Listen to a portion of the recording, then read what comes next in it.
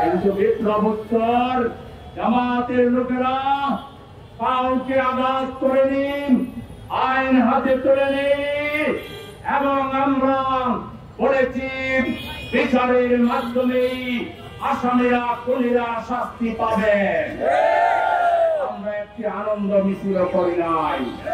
আমাদের নেতা এটিএম আজহারুল ইসলামকে মিথ্যা মামলায় যোগ সাজসে বিচারিক হত্যাকাণ্ডের মাধ্যমে তার বিরুদ্ধে যে রায় দেওয়া হয়েছিল, উচ্চতর আদালত কর্তৃক তিনি নিষ্কলুষ খালাস পেয়েছেন। তারপর আমরা কোন আনন্দ মিছিল করি না। আমাদের রেজিস্ট্রেশন কেড়ে নেওয়া হয়েছিল, সর্বোচ্চ আদালতের মাধ্যমে আমাদের বিজয় হয়েছে, তাতেও আমরা আনন্দ প্রকাশ করি না। আমাদের ন্যায়ের প্রতীক দাঁড়িপাল্লা কেড়ে নেওয়া হয়েছিল, সর্বোচ্চ আদালতের মাধ্যমে সেটিও ফিরে পেয়েছি। আমরা আল্লাহর শুকরিয়া আদায় করা ছাড়া কোন সমাবেশ মিছিল করি না। আগামী 19 তারিখ কেন রেখেছি? আমরা আশা করেছিলাম প্রফেসর ইউনূস সাহেবের সরকার দেশে একটা অবকাঠামোগত সংস্কার করবেন, রাজনৈতিক দলগুলোর কার্যক্রমকে একটি নীতিমালার ভিতরে আনবেন। কিন্তু আমরা দেখলাম সংস্কার এখনো টিভিতে পড়ে আছে, সংস্কার এখনো আলোর মুখ দেখে না। আমরা অনতিবিলম্বে সংস্কার বাস্তবায়ন দেখতে চাই।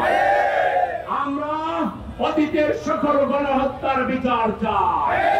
বিশেষ করে জুলাই হত্যাকাণ্ডে আমাদের যে শহীদরা শহীদ হয়েছেন, তাদের প্রত্যেকটা খুনিকে বিচারের মুখোমুখি করতে হবে। শহীদদেরকে জাতীয় বীর ঘোষণা দিতে হবে, তাদের পরিবারকে পুনর্বাসন করতে হবে, আহতদেরকে সম্মান দিতে হবে, তাদেরকে পুনর্বাসিত করতে হবে। আমরা বলছি অনতিবিলম্বে লেভেল প্লেইং ফিল্ড করতে হবে। পতিত স্বৈরাচারের দালাল এবং নব্য ফ্যাসিবাদী গোষ্ঠীর অনুচরদেরকে প্রশাসন থেকে বের করে দিতে হবে। আমরা বলছি বিদেশে আমাদের যে ভাইরা আছেন তাদের ভোটাধিকার দিতে হবে। বিগত আন্দোলনে তাদের বিরাট অবদান রয়েছে, দেশের অর্থনীতিকে সামনে নিয়ে যাওয়ার ক্ষেত্রে তাদের বিরাট অবদান রয়েছে।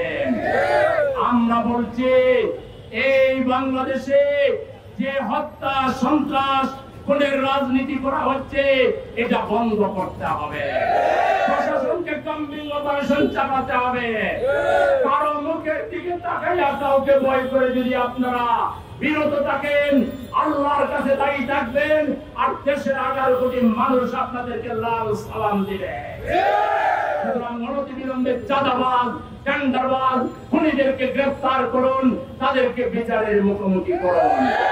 আমাদের দাবি পিয়ার পদ্ধতিতে নির্বাচন, যাতে করে প্রত্যেকটা ভোটের মূল্যায়ন হয়। মনোপলি সিস্টেম যাতে বাংলাদেশ থেকে বিদায় নেয়, ছোট ছোট রাজনৈতিক দল পার্লামেন্টে গিয়ে যেন কথা বলতে পারে।